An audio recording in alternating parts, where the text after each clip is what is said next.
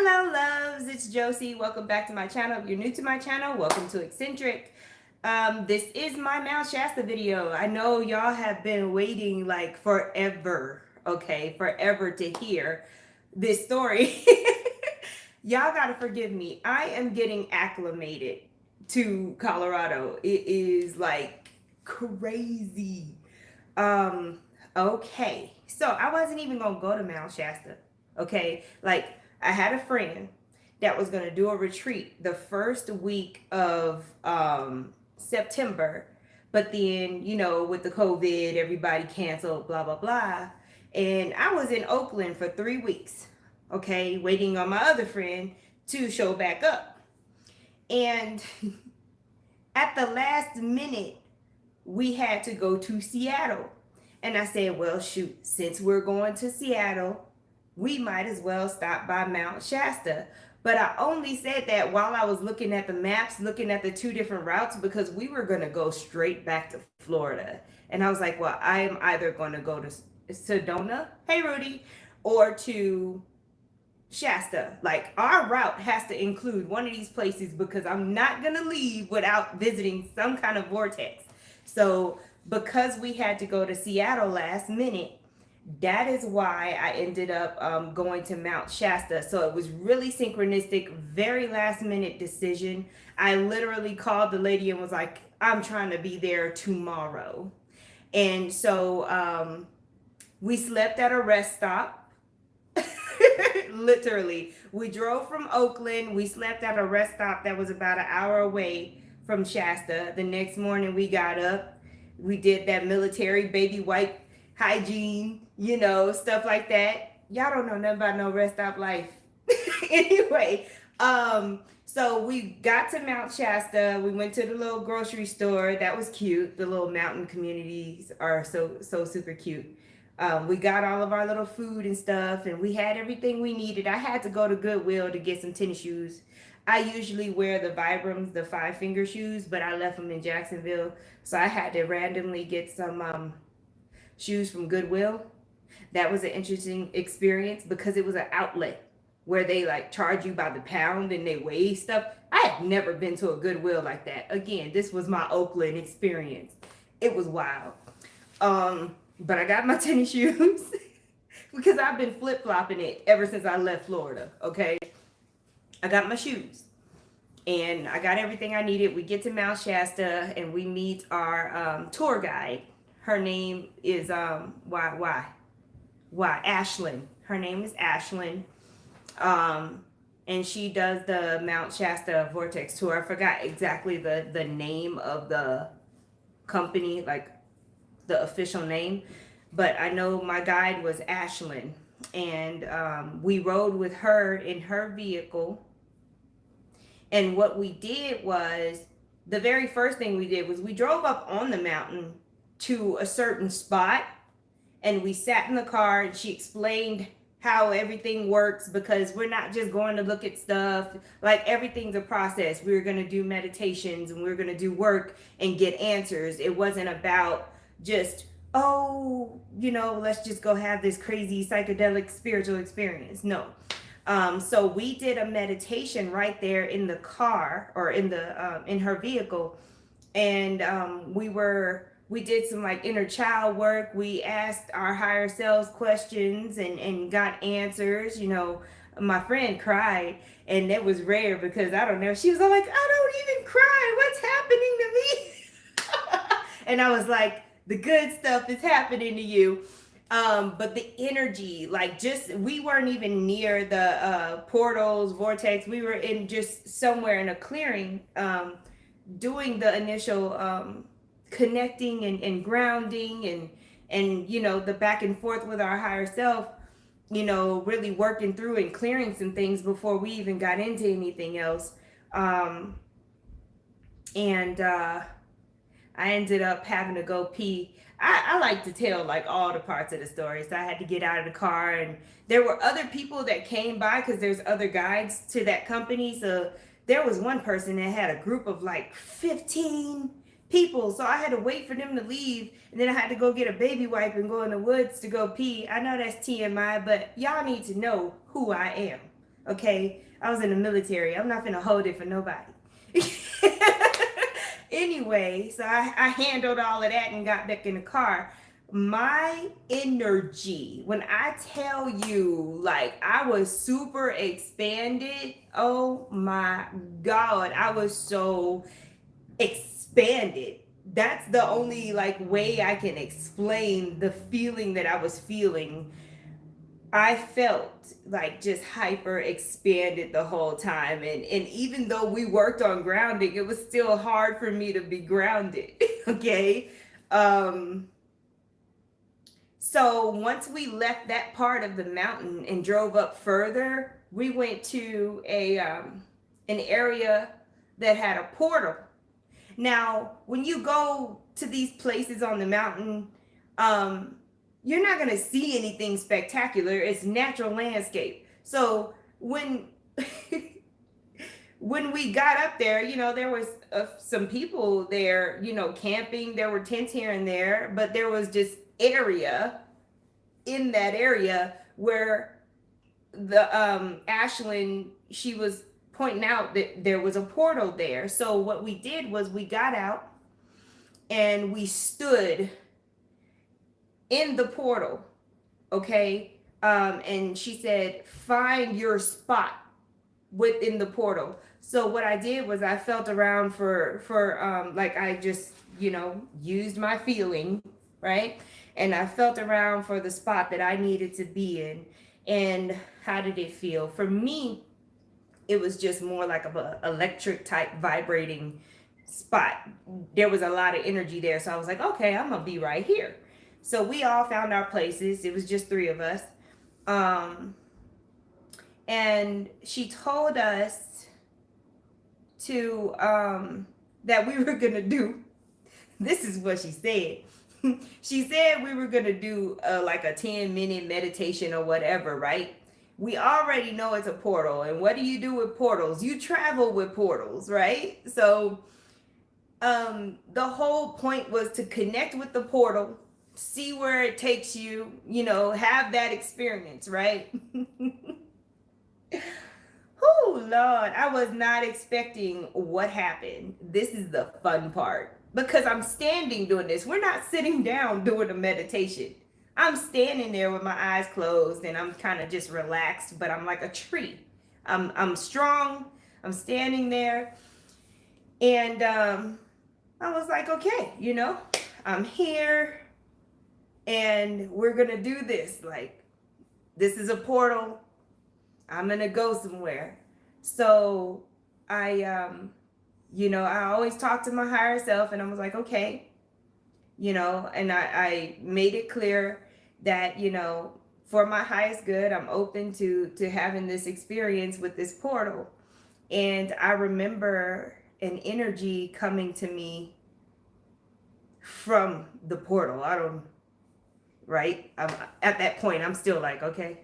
So they, at the time it was they, I knew it was more than one energy. And they were like, okay, well, we're going to go down. And, I checked in with my higher self and I was like, okay, are we going with them? And is this what we're doing? And I got the confirmation. I was like, okay. So, and y'all got to remember, this is all like a third eye experience. I did not physically hyperpixelate, okay? But still, you know how on Star Trek, for some of y'all who are my age or older, how they go through the little tubes and their body comes apart and then it comes back together on the other side. It's kind of like how it was. And in my mind, I was thinking, oh, well, I'm going to, become effervescent and I'm going to go up somewhere. So it was weird when they were all like, okay, we're going to go down. Like if we're getting on an elevator and we're going down. So I did, burst into molecules and go down. And then when I got down there, my body came back together, and it was kind of like if I was inside of Earth, like Middle Earth, what you would imagine Middle Earth to be. There were people around, okay, I didn't see very many children, but I had the awareness that there were children around, and the way that the people were dressed would you would imagine them to be dressed like Native Americans, you know, animal skins and stuff like that. Um, they were the woman or female energy that I interacted with had like a big old basket that she was carrying, and there were people coming and going. It seemed kind of like a marketplace or a place where people just came together, like a co-working type thing. But there were people coming and going, and the woman, she had probably like past her shoulders type black curly hair. Her name was Alexandria, the woman that I was talking to. Okay, and I was looking around at first, and there you have the option whether you want to actually walk on the ground or kind of just hover. Because at first I couldn't figure out how to be there. I didn't know how to work with the gravity there. The landscape looked kind of like, again, you're inside of Earth, so it was like kind of like cave like, but you knew that they had their own light source that wasn't coming from the sun per se. But it wasn't like if you were in a dark cave and it was small and the walls were closing on. It was expansive. It was like this whole city up under there. Okay, and then so I'm talking to her, and all I'm thinking in my head, my conscious mind is like, I got 10 minutes. I gotta ask all the questions that I can possibly ask. This is what I'm thinking while I'm interacting with Alexandria. So I remember taking a tour. I remember seeing, because I only saw what I asked about. I only experienced what I asked about. So I remember going in one of their homes and seeing how everything was kind of like this translucent white color. It's like, I want to say dried up glue.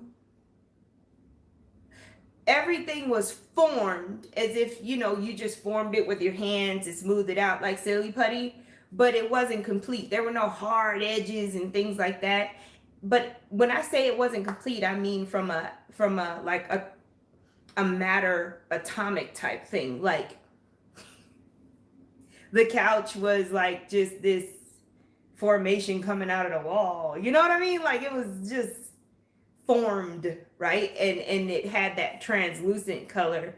And I asked her, I was like, well, why is this like this? Like, why do y'all not do more with your homes? And they just don't feel it's necessary. Because when I saw the bed, y'all know them little eye pillow things that you put over your eyes and it's cooling and it has them little gel beads.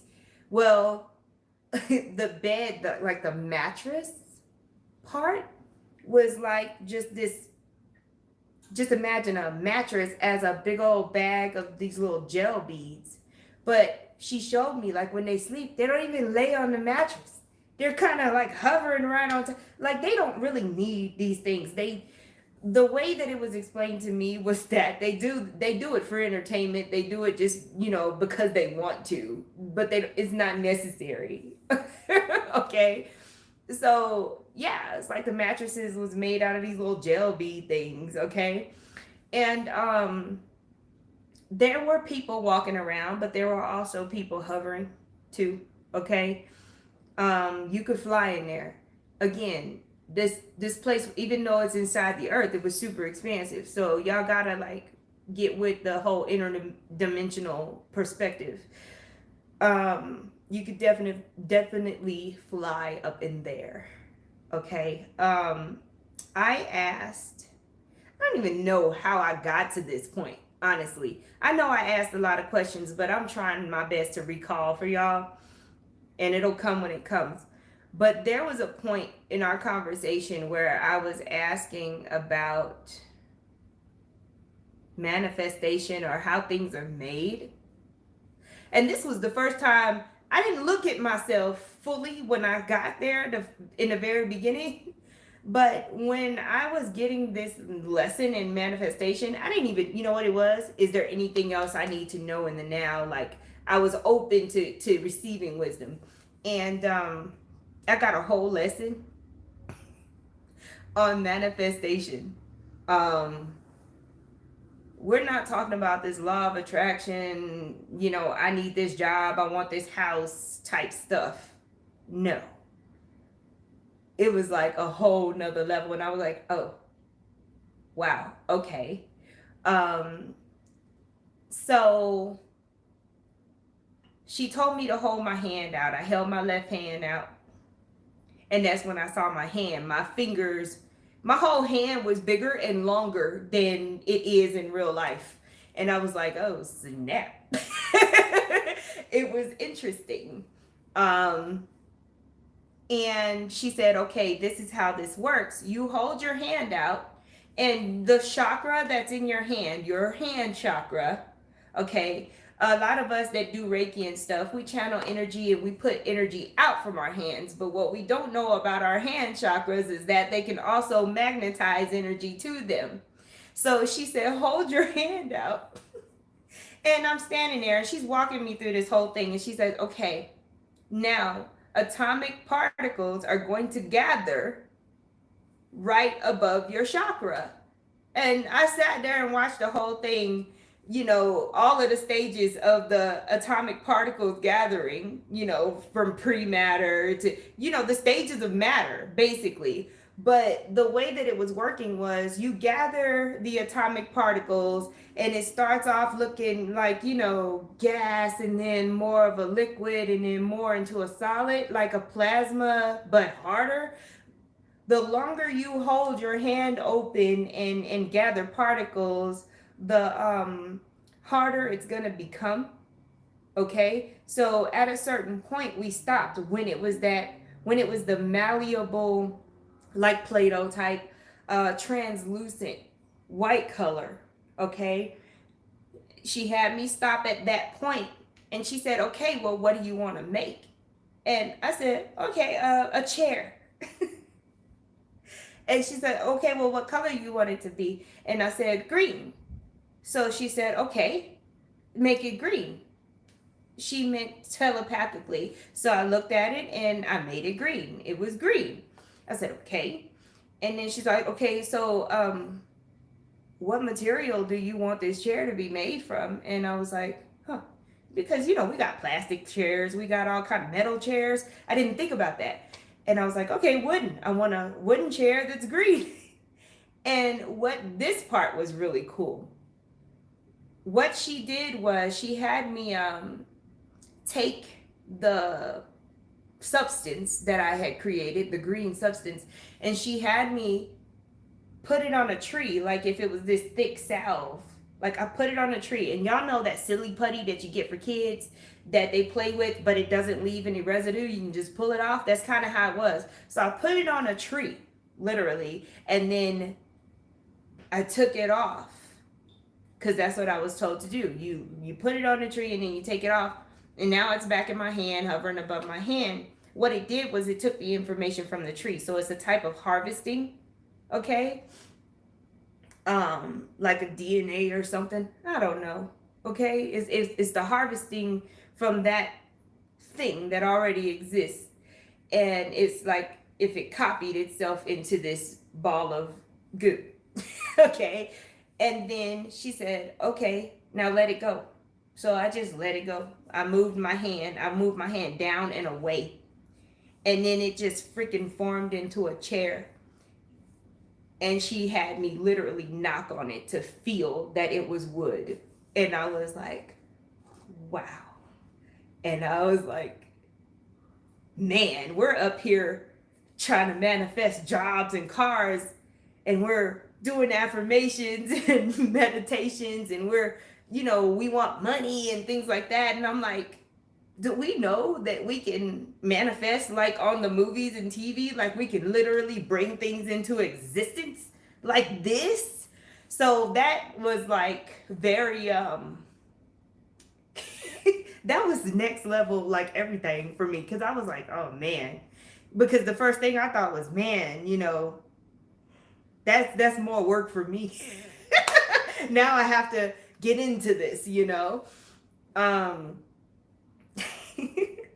but yeah, that was my whole lesson on manifesting, literally, like on an atomic level, dealing with atoms and molecules and creating matter.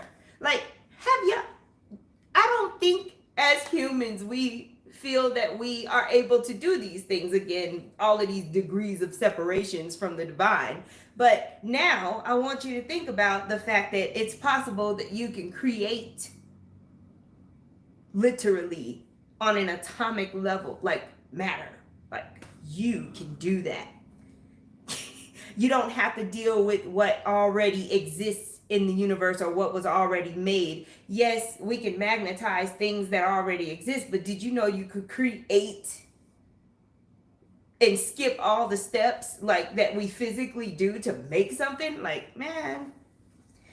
So yeah, that was pretty darn wild.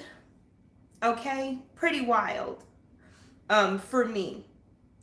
And there were parts, and I'm trying to remember everything. She was a beautiful soul.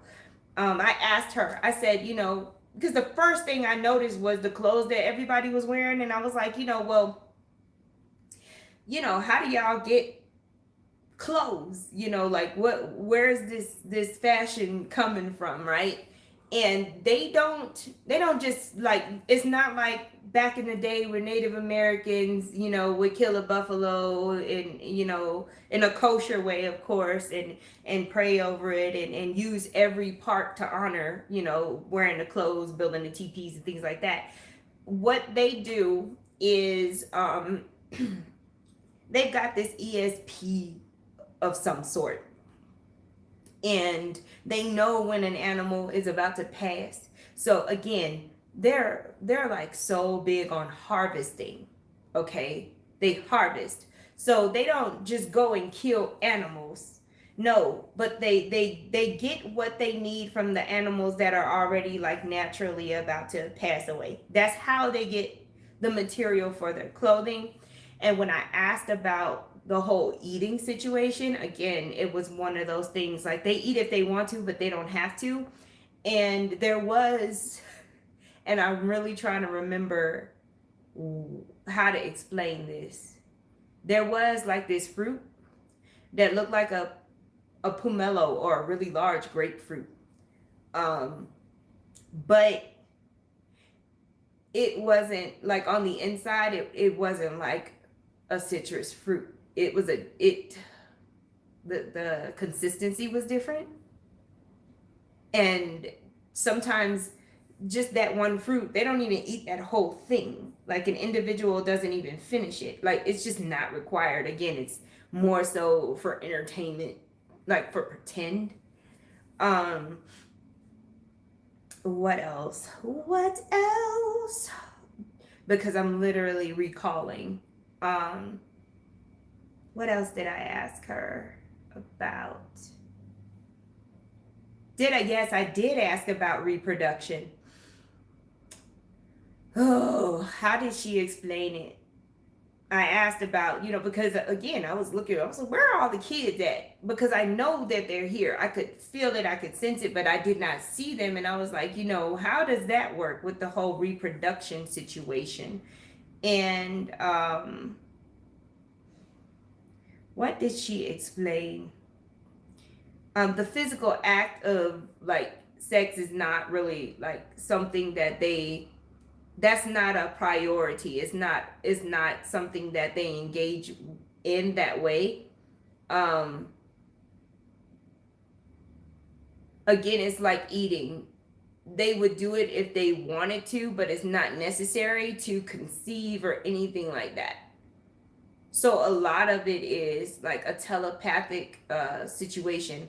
Oh my gosh. And she said that childbirth is like basically a huge orgasm. They don't go through the pain and stuff that we deal with.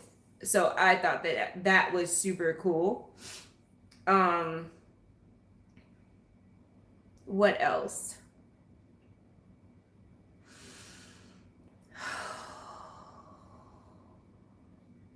I went in thinking that I had 10 minutes, but we were actually in for 20 minutes. And I remember, and this may help me remember some other things that I may have forgotten, but I came out and the person that was doing the tour, she was asking my friend questions at first, and my friend was like, my feet are on fire from where the point where she was standing. So her feet were absolutely on fire. She was having that experience. And I'm over here, I'm just vibrating in the spot that I'm at because I came back up. And I remember when she came and asked me questions, she asked me questions that triggered me to remember stuff that I had already forgotten too, but I'm trying to recall that part. I knew I should have did this video like sooner. But I remember that I started moving around the area that was the portal, and I was standing in different spots, because up there in the mountain it's cold in the shade. So I was trying to get some sun, but there was a particular spot that I was standing in. I had to take my long sleeve shirt off. I got super hot, and I was like, "Oh my god, this is too much." So I mean, there was a lot of information exchange just with us giving feedback and asking our higher selves questions, and that was a lot just at that portal. We went back near the vortex, but there was a large group of people already there, so we did not actually get to go to the exact spot, but we were near it. And we decided that we were just gonna travel in the car. So she did this like special meditation to get us to a certain point, and then we went on our own experience. So we're in a different part of the mountain right now. We've moved from the vortex and we're over near, we've moved from the portal and we're over near the vortex. And she guided us down to somewhere inside the earth, and there was this like maybe this waterfall. Yeah, it was a waterfall, and you met the guides for whatever this place was down there, and they escort you through the waterfall into whatever experience you're gonna have. I'm gonna say it like that. So when I get down there, I meet with the energetic beings down there, and we go through the waterfall, and it's what movie can like this look like some How to Train Your Dragon stuff, but not cartoon, real life, like a Lord of the Rings type landscape, tall cliffs and stuff, really open. There's a sky, there's water, and what I found fascinating was that there were houses that looked like Chinese houses that were built into the side of the cliffs. And there you flew and you hovered. There was no walking around in that space. And I remember me and a couple of other beings that I was with, we went and we flew over and we landed on like the balcony of one of these houses. And in my mind, I'm thinking we're there to visit somebody. I thought that was weird because nobody was actually like there waiting for us. Like there was somebody inside of the home that was gonna come out, I guess. I'm not sure. But I remember we were all standing there, and someone was supposed to, I guess, come out. I'm missing something. There's an experience that happened right here that I'm missing. I may be able to come back to it, but I'm not sure. I know I asked questions. In this place, there were a lot of different looking beings. They didn't all look the same. And I remember saying, hey, I want to meet somebody. There we go. I knew we were there to see somebody, but nobody in particular. I had to ask in order to bring things into my existence. I had to ask. So I was like, where is everybody? Like, I would like to meet one of you. You know what I mean? And I ended up having an experience with a younger being that did not look exactly like we look as humans, but was humanoid. I'm trying to remember. I think this being had like three eyes. Like, it wasn't the metaphorical third eye. There was an eye there. You know what I mean? And their hair and their head was shaped some kind of way. And I remember, you know, did I get a hug? Because I was trying to give a hug, and we were communicating telepathically. I think they all for that place that I was in, they were all telepathic. I didn't see anybody speaking. That was a short experience. But the place was beautiful. And I remember I was getting snatched out of the experience though. Like, all of a sudden they were all like, we've got to take you back to the garden. That's what the waiting place was called, the garden. And I didn't want to go. I remember I didn't want to go, and I was wondering what was going on. And I asked, once we got back, what happened? What's going on? Geez, what did they say? They knew that my friend was going to come out of her experience, and they wanted us both out at the same time, because shortly after I came out, she came out. But wow, there's so much. I'm sitting here like, why didn't I do this video earlier? But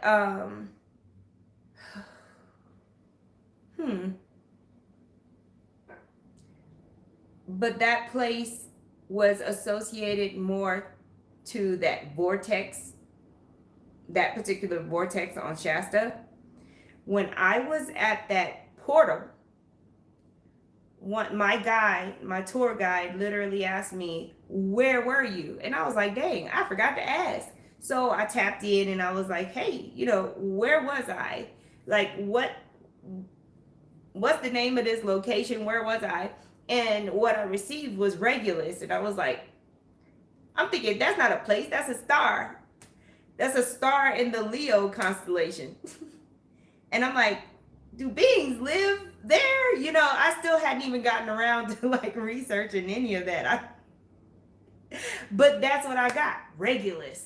So I was like, okay. So the experience with the portal was provided by Regulus energy. The experience with the vortex was an inner earth experience. Okay. I can't remember the name because it was longer than the name that is known. That's one thing that I do remember is like if somebody will say, oh, I forgot the name of the inner earth place, but they gave me that name plus some more, and I don't remember any of it. Hot mess. I'm sitting here like, dang. But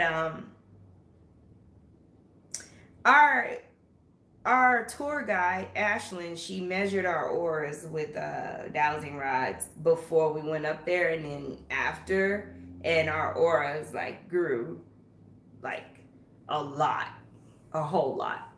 So I thought that was cool. What else happened? Wow. It was quite, there were periods of time where I felt very strong emotion.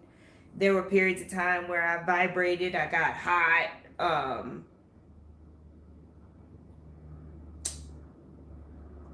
But you know, all in all, it was a pretty awesome experience.